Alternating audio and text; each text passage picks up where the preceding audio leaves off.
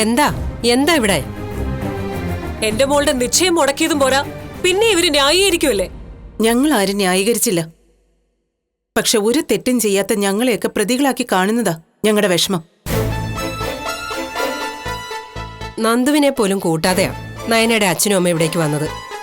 എല്ലാത്തിനും കാരണം അനാമികയെ അവളുടെ അച്ഛനും അമ്മയാ. എന്നുവെച്ച് അവർ കൊണ്ടുപോയി കംപ്ലൈന്റ് കൊടുത്തപ്പോഴേക്കും നന്ദു ഇവിടെ മുത്തച്ഛനെ വിളിച്ച് പറയേണ്ട കാര്യം ഉണ്ടായിരുന്നോ? എടാ, നന്ദു ഒരു എസ് ഐ. ഒരു കംപ്ലൈന്റ് കിട്ടിക്കഴിഞ്ഞാൽ അവളത് വലിച്ചു കയറി കളയണം. എന്നാലും ഇത്ര തിടുക്കപ്പെട്ട് വിളിച്ചു പറയേണ്ട കാര്യം ഉണ്ടായിരുന്നോ? ഇവിടെ നിശ്ചയം നടന്നിരുന്നെങ്കിലേ നന്ദു ഇവിടെ വന്നേനെ. അവള് പോകുമ്പോ അനിയൻ കൂടെ കൊണ്ടുപോയേനെ.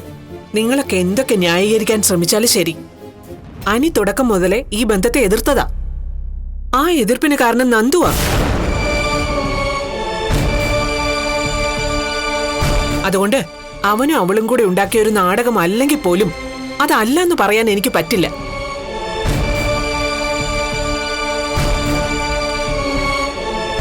പക്ഷേ ഇവിടെ ഞങ്ങളുടെ ആരുടെയും മുഖത്തല്ല കനകെ നിന്റെ മോള് കരിവാരി തേച്ചത്, അച്ഛന്റെ അമ്മയുടെ മുഖത്താ.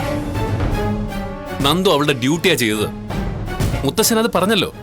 അങ്ങനെ പറഞ്ഞെങ്കിലും നിന്റെ മുത്തശ്ശന്റെ മനസ്സിൽ നല്ല മുറിവേറ്റിട്ടുണ്ട്. അങ്ങനെയെങ്കിൽ അതിനുള്ള പരിഹാരം അവർ ചെയ്തോളും. ബാക്കിയുള്ളവർ സംസാരിക്കേണ്ട ആവശ്യമൊന്നുമില്ല.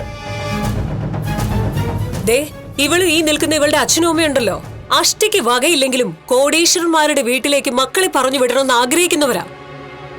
ഇപ്പോഴും ആ സ്വഭാവത്തിന് ഒരു മാറ്റവും ഇല്ല.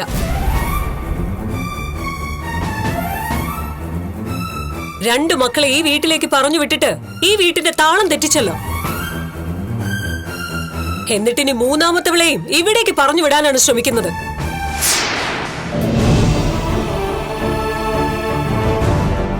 മക്കളെ കെട്ടിക്കാൻ കയ്യിൽ പൈസ ഇല്ലെങ്കിലേ നിന്റെ ഇയാളുടെ നിലയ്ക്കും വിലയ്ക്കും പറ്റിയ ബന്ധങ്ങളെ തേടി പിടിക്കടി. അർഹതയില്ലാത്തിടത്തേക്ക് നുഴഞ്ഞു കയറാതെ.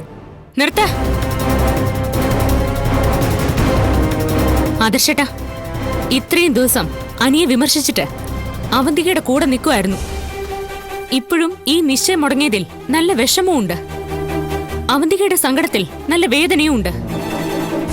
എങ്കിലും ഞാൻ പറയുക, ഇനി അനിയെ ഞാൻ ശാസിക്കാനോ ഉപദേശിക്കാനോ ഇല്ല. അനിക്കിഷ്ടപ്പെട്ട ബന്ധം അനി തിരഞ്ഞെടുക്കട്ടെ.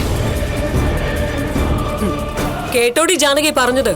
എന്നുവെച്ചാ ഇവളുടെ അനിയത്തി വന്നാലും കുഴപ്പമില്ല എന്ന്.